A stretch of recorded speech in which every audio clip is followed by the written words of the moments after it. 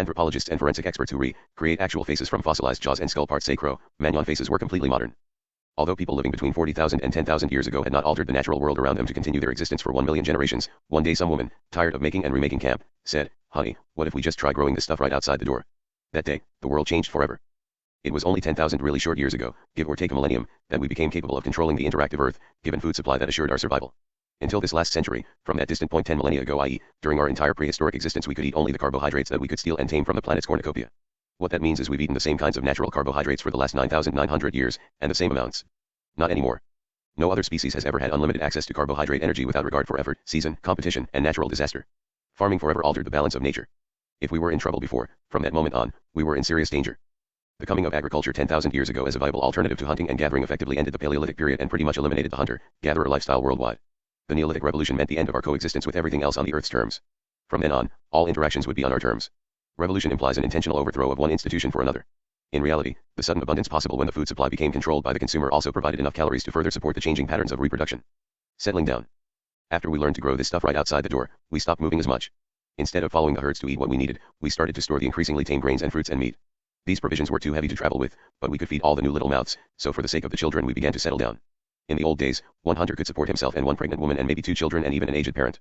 Pregnant women and the elderly, along with a child or 2, added to provisions by gathering insects and nuts to supplement protein. The hunter-gatherer, man-woman pairing was an economically equal division of labor. When we settled down to farm, however, the dynamic became weighted toward male economic control. This is where sexual inequity was born. One farmer could not only nutritionally support more children, sometimes he could support more women and their children. A landowner, in fact, could support all that and the men to defend the land and the women that these men owned. Somewhere along the way, the big farmer, landowner evolved into a sultan owning 16,000 virgins, because he could feed them. Agriculture translated not only to farmers outnumbering hunter-gatherers, it also became the means for any man to be unimaginably reproductively successful. The Bible tells us so. We began to work together in bigger groups, too. This domestication extended beyond our little human band. We had finally tamed the animals by taming the plants. What we could get to grow near our settlements attracted animals to our door, 2 species for the price of 1. For the first time since we learned to lie to one another, we were eating on a regular basis by duping other species with offerings of food. All the extra light and learning was evolving a new kind of memory and instinct in us, one the other animals couldn't share. This pact with the devil we call farming fostered an enormous population explosion. We human monkeys weren't just annoying anymore, we were a force to be reckoned with. There were enough of us to terraform the earth to our needs and enslave most other living things. This in no way resembled our humble beginnings as hunter-gatherers. BC, OD. Because the glaciers were slowly receding and the globe was warmer and wetter, and because our ancestors' timing was impeccable, civilization turned a corner that day. In the beginning, when we stayed awake longer, we fooled reproductive machinery into working double shifts, leaving us reproductive all year long. Melatonin suppression and increased exposure to estrogen and testosterone had already changed our ability to reproduce. Now insulin would be tested. How much sugar could we take? Farming had flipped the nutritional balance to 90% carbohydrate and 10% protein and fat, almost a low-fat diet. Centuries of death and disease followed. Humans, over the course of the last 7,500 years, have lost an average of 6 inches in height. We were very tiny people overall until recently. That's why in museums you see those tiny little suits of armor and those Cinderella-sized Victorian shoes, and on the street outside the museum, you see very tall Japanese Americans who've abandoned their predominantly rice-based diet since living in America. Only in the past century has our diet caused a return to a recovered dormant phenotypic potential. In English, with more protein in our diets, we have almost gone back to our original size. The disease consequence of an agricultural diet was only mitigated by the backbreaking physical effort it took to maintain it. Farming is labor-intensive enough to burn off most of a 90% carbohydrate diet if you do all the work personally, you and maybe your ox. The fact is, the expenditure of calories necessitated by farmers pulling their own plows and working 10-hour days explains how we survived as well as we did while we were eating all the bread that we ate. Farming also brought a new mindset to our view of nutrition, economy beyond need.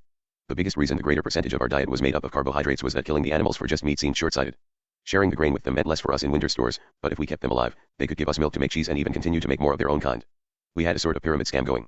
Not only were we conning 2 other species, we were conning Mother Nature. Farming, like fire, not only isolated us from all other living things, it also made us very sick again, too. Just as when the babies began to come all year round, the death rate increased, but this time it was barely noticed because of the great increase of the population in general. The value of life was getting cheaper because of the ubiquitousness of man. Another Daisy World déjà vu. Machine aging. Our next giant step out of Eden, this is number 3, was to create simple machines to enhance our physical strength and abilities. This pushed our pyramid scam of conquering lightning, then plants, then animals, a step higher. It all started with a mortar and pestle.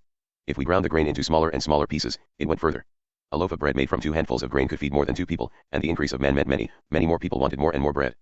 This increased continuous consumption of carbohydrate for a people who had evolved to eat them only a few months of the year killed just as many then as it does now. The real plague began for them, and still continues for us 10,000 years later, when they refined carbohydrates. Ground grain and, later, the dried, powdered sweet juice of beets and sugarcane registered to our insulin/blood sugar system like birds on the bottom of the ocean. We had no reference point for it, it made no sense. There was no place where so much energy coming in all at once could fit into our systems. More and more people were wearing their winter coats of fat through spring and summer, too. Bright ideas.